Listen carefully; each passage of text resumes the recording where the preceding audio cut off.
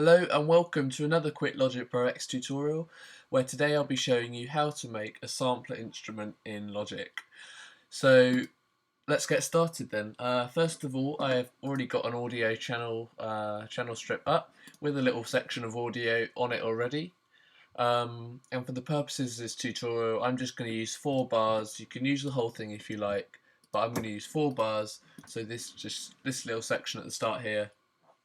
So first of all, what you need to do is right click on your selection and press convert to new sampler track, and up pops this window here. So now you have two options. You can either select regions or transient markers. Basically what regions does is it creates one long note out of your chosen audio section, and transient markers cuts the audio and separates it onto separate notes and cuts it up onto the keyboard. So yeah, then you can choose to name your instrument, and you can also choose between which notes the audio is put onto the keyboard. And so that's all correct for me right now. So I'm going to press OK, and up pops a MIDI channel strip. And as you can see, it's cut it up into separate notes onto the keyboard, and I can actually play that right now. So I'm just going to get up my musical typing. Here it is, and I can actually play the separate notes onto the keyboard. So I'm just going to let you hear what that sounds like.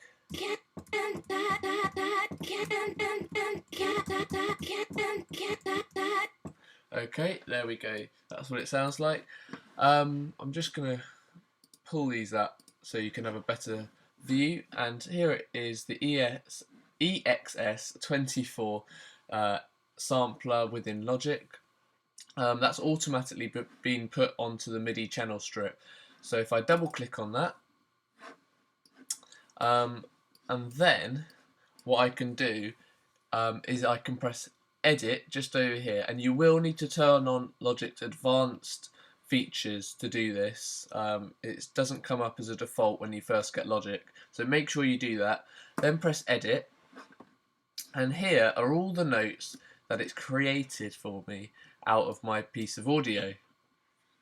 So you know, I can mess around with these, create different pitches, put a certain note over more keys or less keys. You know, I can really play around with that.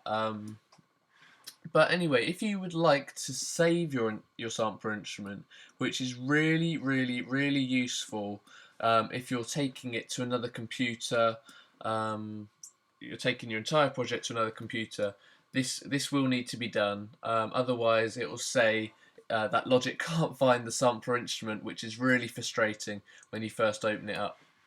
So what you need to do is you go to Instrument and then Save As.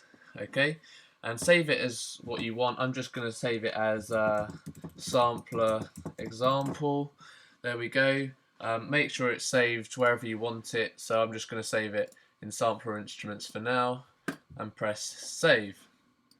Now another useful feature is if you go to Instrument again and then press Export Sampler Instrument and Sample Files, and save it as I'm just going to save it as sampler example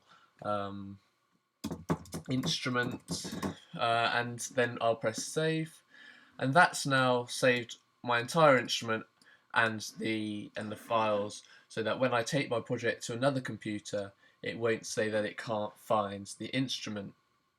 So yeah, that is basically how you make a sampler instrument in Logic Pro X. I hope you enjoyed the video, and don't forget to rate, comment and subscribe.